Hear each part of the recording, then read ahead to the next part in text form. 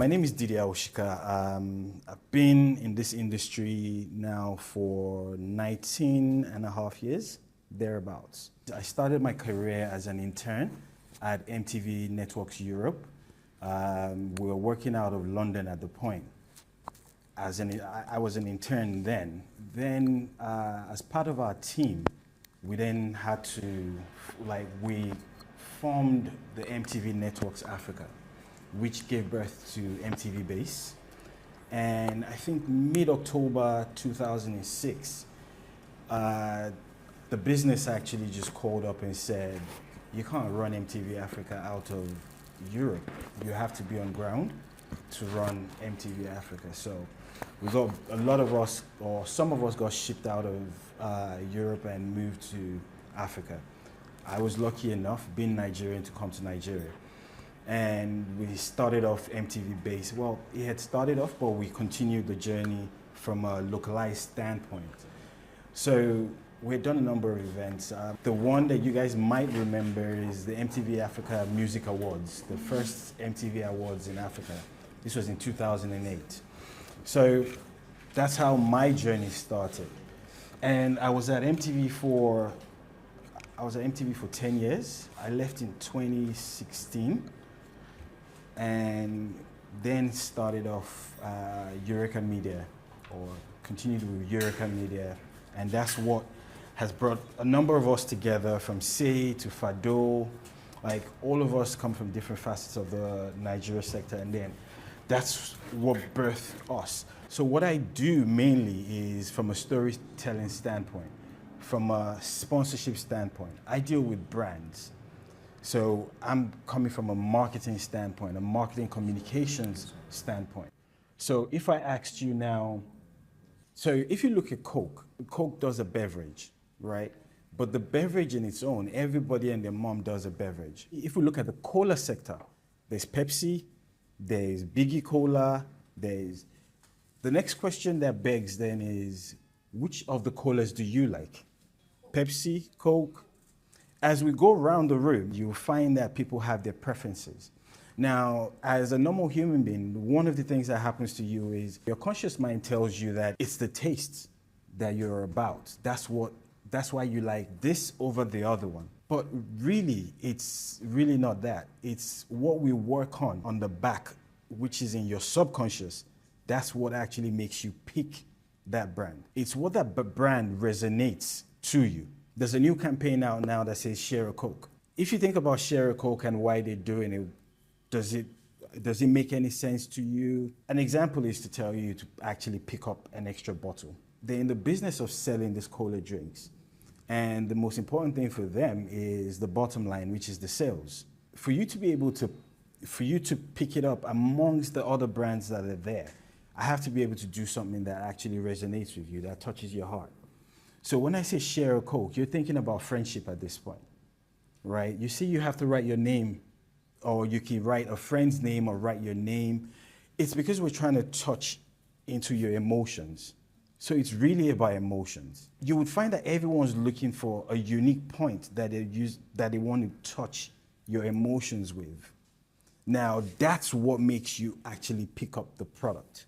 In event production, you're telling a story. Events are about experiences. You think about it first from, oh, that's my favorite, or my favorite artist is going to be there.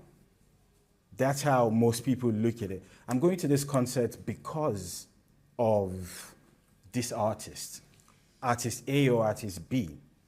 Now, what a lot of people don't see, and I laugh, you look at these events and you're only coming as one of the audience. You're coming because of that, you're artist. Or you're coming because you heard a folktale about the previous event that was done the year before, or you don't have anything that you're doing. And you're like, oh, I'd like to go here. Or your friends say, oh, come, let's go. Now, what you guys don't see, and it takes, before that event happens, before that event day, it takes about sometimes 6 months of planning. Sometimes a whole year of planning. And it starts with people like myself, because we need to start to come up with what the story that we're telling for next year is. So you have different touch points. What exactly is the next year going to look like? What's the theme? You can't start anything without a theme.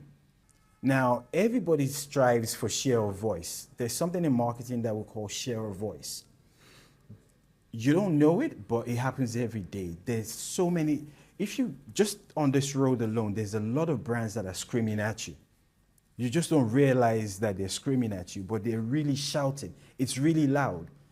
A brand person can tell you how loud it is, but it's really loud because before you get to the roundabout there is one billboard that's talking to you here. There's another billboard that's talking to you on that side. Like if you're a passenger in the car, as you're scrolling, there's another brand that's talking to you at that point. Now everyone's striving for your attention. Just the same way like you guys are looking at me right now, those brands are striving for your attention. So that's why storytelling is very important in events, productions, or even in branding generally. You don't, like I tried to explain earlier, you don't buy the brand. You actually buy what the brand is telling you. You buy what the brand is conveying. That's what you're buying into. So if I'm not telling the right story, I've lost you already. You're probably not going to pick up my product. Again, like I said, audiences don't attend events just because they want to attend. They attend events because there's something authentic about it that touches them. Sponsors don't invest. Sponsors won't come. So, for instance, the last event that we did, E1, you saw the E1, water sports in Lagos. There were brands like First Bank on there. There were financial institutions. There was Lagos State. Again, like when you think about water sports, what does it have to do with First Bank? Why does the financial institution care? They get involved in those events because of you. I mean, what it means to you, how it feels to you, right? Be your best artist. Why they sponsor that is because they want to leave their own comfort space and come to that space because they need you. They need you to have a bank account with them. Now, if I associate with that event, right, while you're having fun at that event, my branding is over there. Sometimes it's on the screen. But you're not really, when you're looking at the stage, you're not looking out for the brand. You're looking out for the talent. You guys are immersed in what that song means to you. When you were listening to it in your house, in the bathroom, while you were watching TikTok. So you've come to this event now. Now you're having fun. If my brand, call it brand Diddy, flashes on the screen while you're having that fun, right? You really don't pay my brand any attention. But that emotion that you connote on the inside of you, that's making you feel good, right? In that emotional moment, when my brand passes through your subconscious. Now, in your subconscious mind, 2 days down the line, you get into a store. You really don't realize what's happened. But that emotion that you had with her and with your friends, and it flashed past your head, as you're in the store, you're trying to buy something. It helps you make up that decision to say, oh, they were there at. So your mind only thinks about how you had fun, that fun event that you were at. That's what your mind thinks about. But then I've filtered through a brand or a couple of brands that now start to resonate in your mind. And before you know it, it makes sense for you to be able to consume that brand or for you to use that brand to do something. That's one of the reasons why brands come to sponsor events. Excuse me for that. Why brands come to sponsor events. And like that, they get into your moment, and in your moment, you get to feel, you get to associate that feeling with their brand. So now, automatically, you like the brand. If your event itself, take away the brands now, if your event itself does not tell a good story, the brands are not going to come on to that event. it's important for you to know that once once you've got a good story behind your own event, it's easier to tie it to the brands, because people like me have to go and sit in that boardroom with the brands now to tell them that, oh, we're going to be doing Lagos Countdown 2025, and it's important for you to be there. And the question they will ask is, why? What am I doing there? So I use an example of a candy that has menthol in it, right? When you see a brand that has a candy that has menthol in it, so now if I said to candy brand A with the menthol in it to say, come and sponsor Lagos Countdown 2025. It's going to be 31st of December into 1st of January. How do you think I'd be selling that to them that it would make sense to that candy brand? If I said an example of it, just so that I don't take up much time, would be, imagine that at 11:59, whoever is on stage at that point, I tell them that we have 60 seconds to go. Everybody take out your candy, put it in your mouth, and realize that in the next, you see a clock counting down, 30, 29. Once it hits zero, well, before it hits zero, take a deep breath and make your New Year resolution. Do you think that candy brand will come up and say, yes, like, I want to be part of this or not?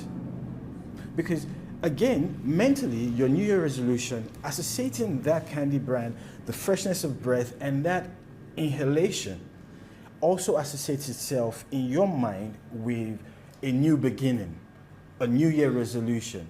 And I'm gonna make that wish on zero, which means now I'm in 2026. So when I go back home, it's a case of I had that New Year resolution or wish at this time with this brand in my mouth. Now that brand has got so much mileage at this point, because not only the physical people there would know about it, they will feel it because they put it in their mouth and they felt that. But all of these cameras will capture it. Everybody would share it as a shareable to say, this is what I did. And before you know it now, that brand for just 30 seconds has got so much, has done a lot of storytelling in 30 seconds that will resonate, that people will remember till Countdown 2026. Now, the core of every event story, there must be three things behind every core of every event story. It must be purpose, there must be people, and then there must be a payoff. What's the purpose? What's this event really about? The people, like, who is it for? How do they see themselves in that event? And the payoff is, what do you want them to do with it when they leave that event? So those are the three core things in event production or in event stories: purpose, people, and payoff.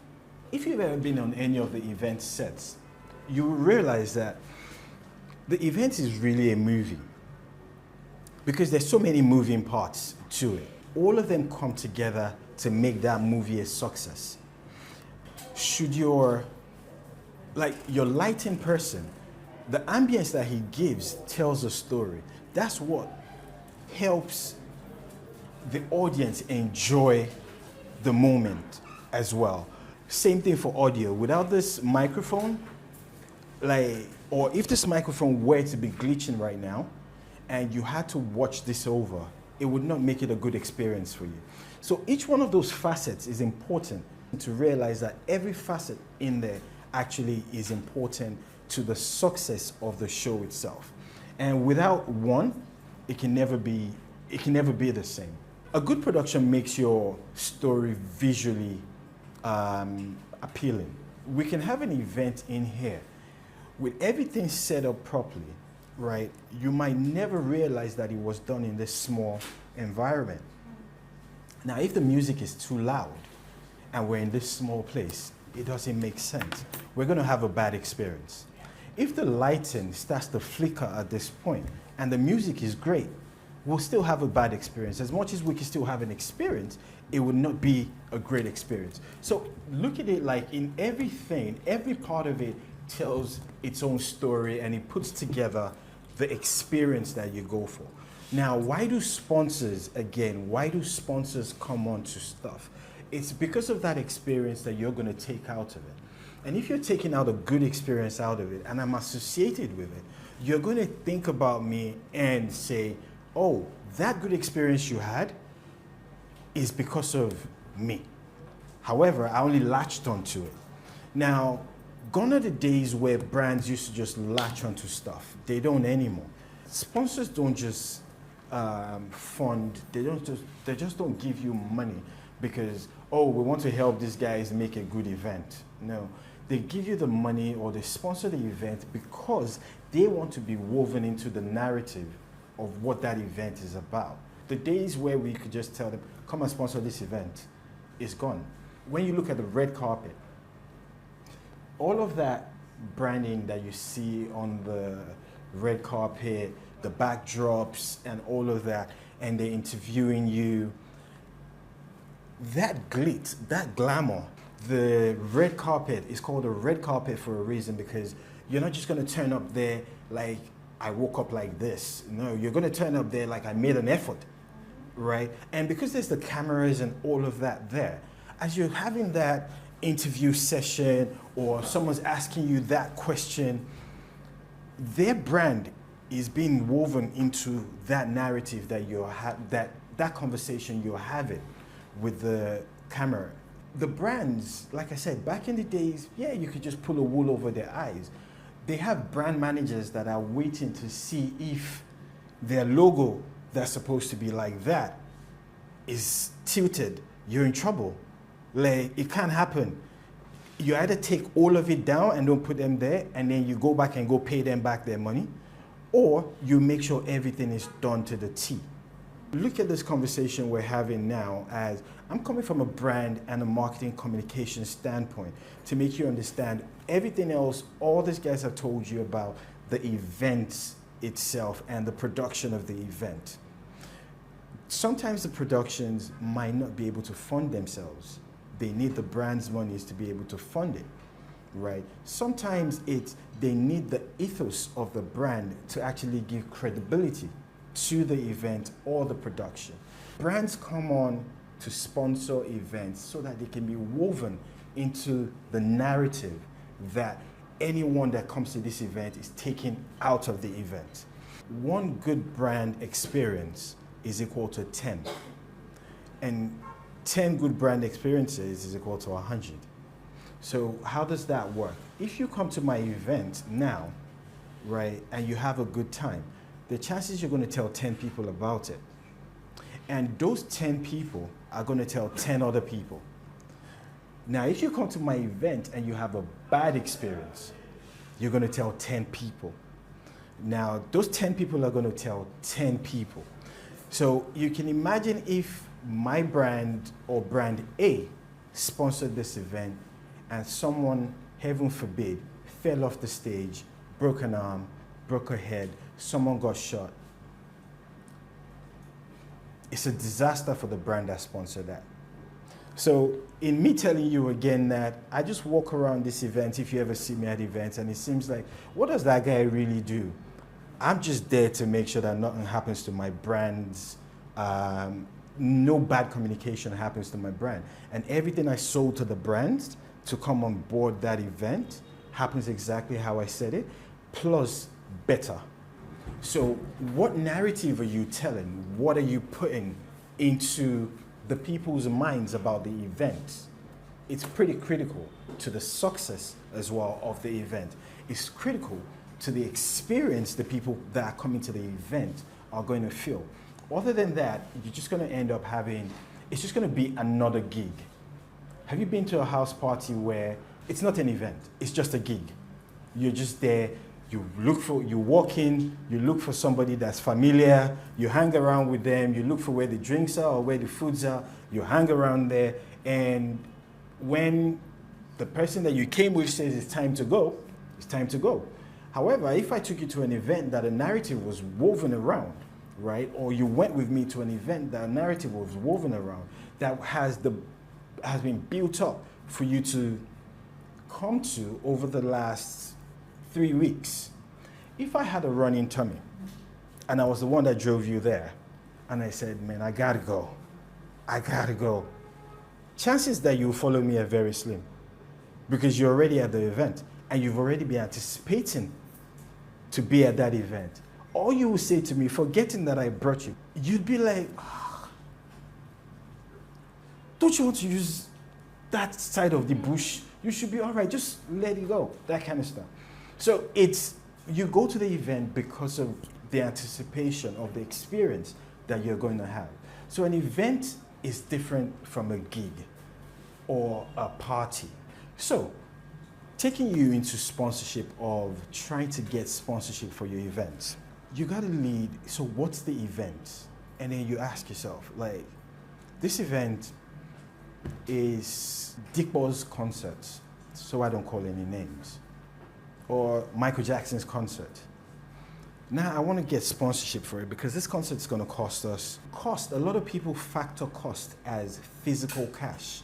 It's physical cash. It's not. It's time. It's the people involved. It is the experience that you bring to the table. Now, for you to get a sponsor to get on board of a property that you're trying to sell, you need to lead with what the big idea is. The one thing that makes us tick is emotions. Now, if you don't put emotions behind your properties, right? And I say property like a sponsorship. If you don't put emotions behind it, it's probably not going to go far. If I can't appeal to your emotions, then there's no point. I need to be able to, like, there must be a touch point that you can relate to. And once it resonates, even if you don't hear everything that I've said, one or two things will stick. And that's the whole purpose of it. Passion for your event is important. If they can't see the passion in you, that you have passion for the event, they're not going to be sold. You also have to be able to show them that data to show that this was done last year. We had 2,000 people. And when we did 2,000 people, the 2,000 people we did, that was the maiden edition. It was the first time round. We didn't know any better, but now we know better. And this is how we're going to make it bigger. And this year we're going for 5,000. Now, when you start to call numbers like that, brands are listening.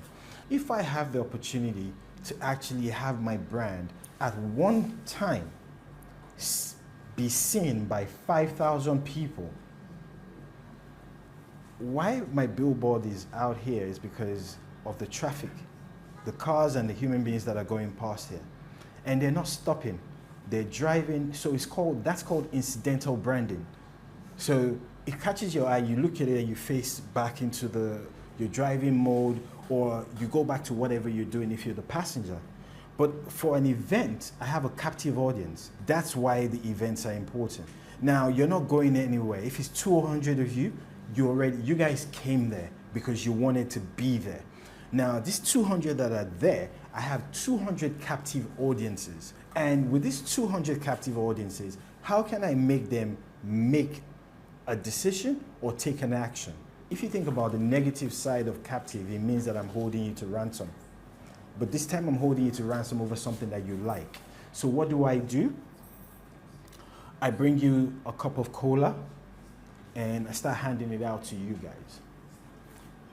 It's an experience. You're having your fun. I'm not intruding. I'm not standing in front of the artist. I'm not standing in front of the screen. You can see what you're seeing. You're having fun, but I've given you this drink now. It's complemented the fun that you're having. So hey, sip here, sip there, that sort of stuff. That's how you weave brands in. As I was coming up, we've done a production in this building, the floor before, and it was for a sneaker brand. It resonated with me because I was like, oh, I've been here before. Oh, we did it for this stuff, right? And why did we come here to shoot that commercial? it was for a different brand. Now, please don't forget, the production cuts across. Whether it's TV production, whether it's movie production, whether it's event production. We came here for a brand that was a financial institution. How does that have anything to do with a Nigerian sneaker brand? Now, the point I wanted to make with that is, you see how brands can also overlap in the storytelling, right? Because that brand was trying to say to the rest of Nigeria that as an international payment system, we actually also care about you guys, and we care about helping to push indigenous Nigerian brands further and helping them make a great self of themselves. Now, that's how you weave those narratives together. Who knows St. Louis here? You see it? When we use that example a lot in marketing because it says what it does on the box. So you just say St. Louis Sugar, everybody just goes St. Louis Sugar, St. Louis Sugar, because it says what it does on the box. So when I say GT Bank, what comes to your mind? Their business is collect your money, you take your money to them, they help you keep it, you ask them whenever you want it, they give it back, they take an interest, and that's how they make their money. What's their business in food and drinks? What's their business in Fashion Week? You are. The story that they're telling, without you realizing, is that we care about you. So how are they doing that? They're coming into the touch points, into the areas that you would dabble into. To wrap this all up, what's the story? What are you telling? Who are you telling it to? Why are you telling them? What do you want them to take out of it? What would you love to see to happen at the end of it? Your hero is your audience. Without your audience, you're nobody. And without your audience that's potentially going to come for that production or that event or watch that show, the sponsors are not coming. They're not. They would rather throw their money in the gutter than an event or show that does not have a head or a tail. For your sponsors, you now have to start to think critically. How do they fit in? What experience are you promising? I already said that in the what's, whys, and so what are you promising? What are we taking out of it? What's the audience feeling about it? Can your audience relate enough to share it, to say to somebody else? Remember the theory of one good experience is equal to 10?